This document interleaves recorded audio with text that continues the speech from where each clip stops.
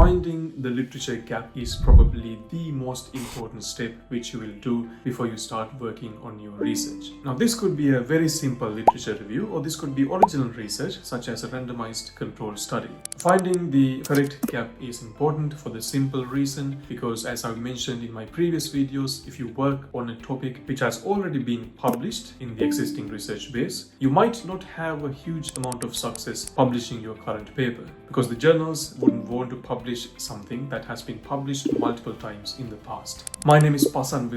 I'm a cardiothoracic surgical training doctor currently working in the NHS, and I'm also in the final year of my PhD at Imperial College London. And during this time I have worked on several different publications and research papers, and I've got practical experience in finding that research gap that will make sure that you can get your paper published. So putting it very simply, the research gap is the unanswered question or the gap in the existing research base. And there are different types of research gaps as well which you could be working on. For example, you got the knowledge gap, the population gap, and methodological gap, to name a few examples. I'll be focusing on the different types of gaps in a separate video. Okay, so let's dive into this topic. Before we can start looking at this from a practical perspective, let's talk about some of the ways in which you can find a literature gap within a subject or within a certain field. Now, it is important to keep in mind there could be several different hundreds and thousands of research gaps which you could be working on. But it is important to make sure that when you pick the question or the gap which you want to work on, that it is feasible, that could actually be something which you could be working on. Because some of the research questions or research gaps could be very, very difficult to answer, and therefore picking something like that might lead you to finding yourself in a very difficult position. So now let's look at one of the approaches which you can use to start getting an idea for your literature gap. So one of the very early steps of trying to find a literature gap is to have a very brief or a broad understanding of where you want to focus on. So let's take the example of medicine as a field, and let's select public health as a subspecialty. So if you're looking to work on a topic within public health, it is a very broad topic still. You might want to be focusing on a very specific or a very niche area, which could be the topic of your PhD, or which could simply be something that you are interested in or passionate about. So let's take a very random example, and let's say that you want to look at the effect of social media interventions on exercise. Now, this could be interventions which you get on Facebook, Instagram, which encourage people to follow a certain exercise regime or which encourages people to be more physically active. And the next step is to open your search database or your search engine. And in this example, I'm going to use Google Scholar simply because it is more applicable for various different disciplines and it's a very good starting point. So first of all, open your search engine, and then in the search bar you need to think of some of the keywords in which you can use to help with your literature search. It doesn't have to be perfect. You are still trying to get a very basic understanding of the existing literature which is out there on this database. I'm going to start by typing in the keywords which I'm going to focus on. So in this example, I'm going to be looking at, I have searched for social media exercise systematic review because this will give me any systematic reviews which has been done on this field. So I've intentionally kept my keywords very, very brief and very vague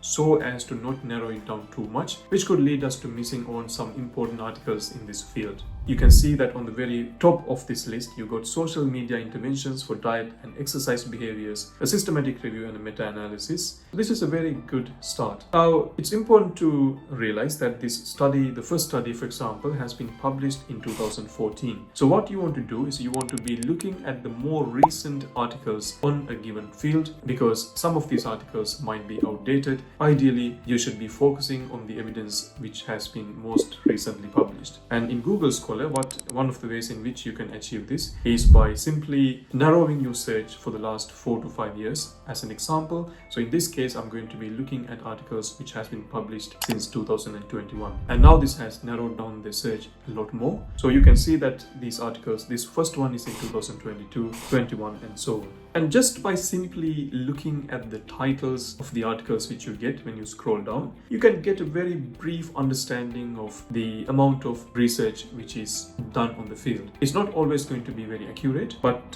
by looking at the number of relevant hits on that topic, by searching for those keywords, that's a very good starting point to give you a very, very brief understanding of the research which exists in this field. So I'm just going to be looking at the first article, which is here. Social media interventions targeting exercise and diet behaviors in people with non-communicable diseases. So let's click on that research. And this gives me the highlights of the study to begin with, and then the abstract. So if you were to read this whole paper, it's going to take a lot of your time. And here the whole point of this video is we are trying to be a bit more efficient when it comes to finding this literature gap. So I'll give you a very good starting point when you read a paper. So first of all, we need to understand why the authors have done this research. And the way to find out about this is by looking at the objectives or aims of this paper. And sometimes there could be a separate section for aims and objectives. But if you don't see a separate section in the research, which I can't see here in the case of this paper, I can't see a separate subheading, you can often find the aims or the objectives in the background or in the introduction section of the paper. So if you look at this sentence they have given here, it says that in this systematic review, we aim to examine the feasibility and acceptability of social media interventions targeting physical activity and or diet for people with NCDs, non-communicable diseases. And they also mention a few other aims and objectives as well. So this essentially tells you what the authors are trying to do in this paper. So for example, if you're thinking of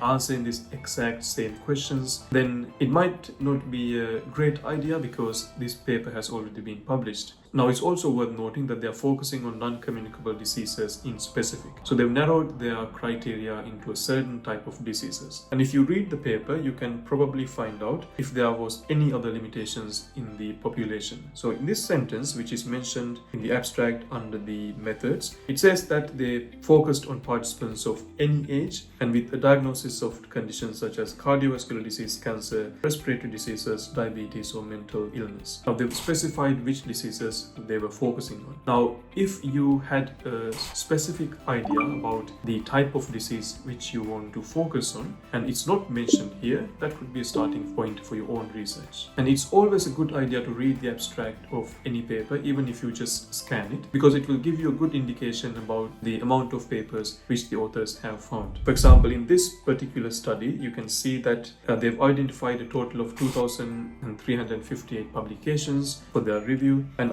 after removing duplicates, they were left with 200,233. And after further screening, they were only left with 10 publications which were eligible, and only 8 of them were individual studies. So 8 studies in the systematic review, one might say, is not a huge amount, and therefore it might mean that there isn't a huge amount of evidence that has been done on this particular topic. And what that means is, even though the authors have kept this study relatively broad, it is still not returning a huge amount of articles when they have used the keywords which they did on this research paper. So the second part of a paper which you could be focusing on is the limitations. And if I were to find the limitations of this paper, sometimes, as with aims and objectives, paper could have a separate section for limitations, and you might find this under discussion. If I scroll down to the discussion section, you can see that they've talked about the different types of papers they've included in their study. And if I keep scrolling down even further, I'm just trying to see if there's a section called limitations or a subheading. And I can see that as the 5th point in this paper,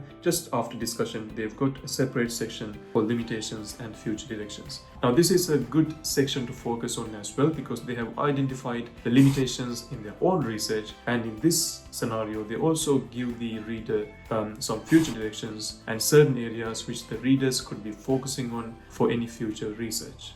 So in this particular paper, if I just scan through this section, I can see this sentence, for example. It says research should also compare the effectiveness of social media interventions with that of face-to-face delivery, as well as hybrid models, and consider cost-effectiveness analysis. That might give you an idea for your own paper. So in your research, one of the things which you could focus on, for example, just going by this section, is comparing social media interventions to traditional face-to-face interventions. And if you think about it, to do what we just did, it only took a few minutes. And if you do the exact same process for a few different papers, you can get a good understanding about the gaps in the existing research, and also it will give you an idea of where you want to focus your own research.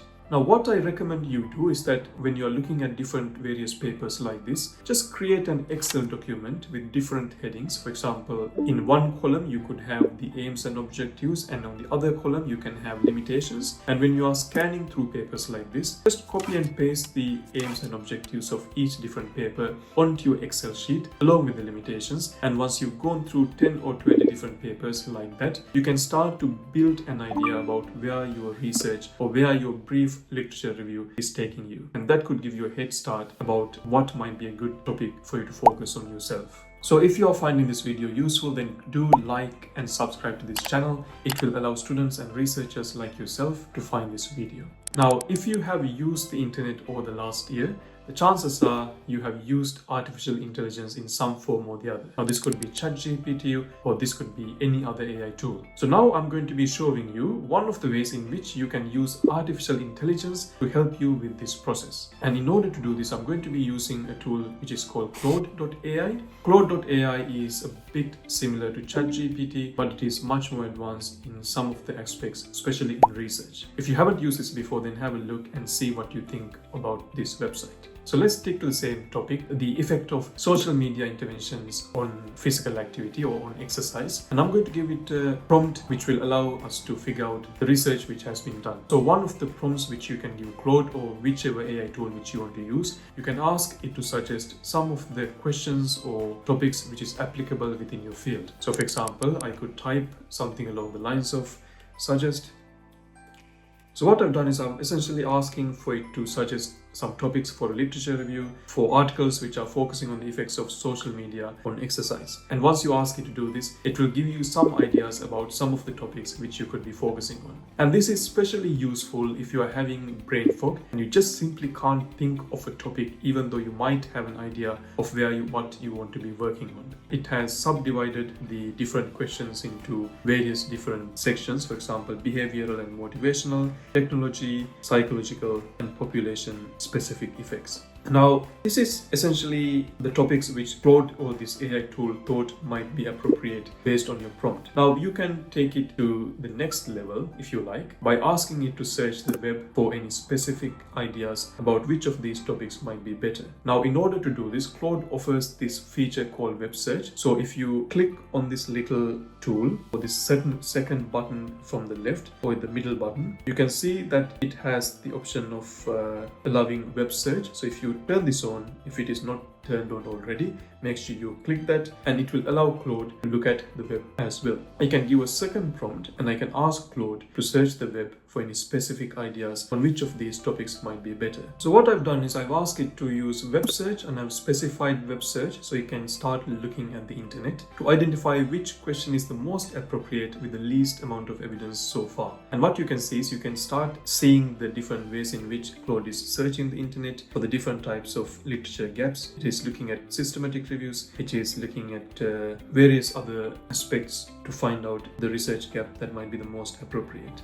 So the good thing about this approach is that it is looking at the recent evidence which has been published and it is coming up with some suggestions based on the findings from its web search. Now keep in mind that this is not always accurate. It might not always look for the most recent evidence, and that's how AI tools work at the moment. So even though it's a good starting point to give you a preliminary idea, you shouldn't always rely on the topics that is given here. Now, if you scroll down the list, you can see that it has identified several different areas for research gaps which it thinks is significant, and it has divided these research gaps into different subheadings. For example, social media driven exercise trends with injury patterns, age related differences in social media exercise influence, and also virtual fitness communities and exercise engagement. So if you look at the second part of this search, you can see that most of the research which is existing out there has focused on a certain age group. So you need to verify this by doing a search yourself just to make sure that this information is accurate, but it does give you an idea for a topic which you could be focusing on. So just to summarize, by combining the different techniques which I have showed you in this video, you can start to build a picture of where research is lacking. As I mentioned previously, it is good to maintain an Excel sheet about the findings from your various research. Once you have done that, and once you spend some time doing that, you can start to build a picture of where the research is lacking. Now this brings me to my next point. Now if you are a PhD student, you will have a supervisor who is helping you with your project and with your research. Once you start developing an idea about the sort of research you want to be focusing on, the important next step is to contact your supervisor if you are a PhD student, for example, and find out about their thoughts on this particular topic, because ultimately they are an expert in your field and they will have a very good understanding of how relevant the topic you have chosen as well, and more importantly, how it relates to the work that you are planning to do in the future. So if there are any other methods which you think might make this whole process easier, then please comment them in the comment section below. And if you have found this video helpful, make sure to check out the other videos on this channel as well. And before you go, don't forget to subscribe to this channel. I publish weekly videos on medicine, innovation and research.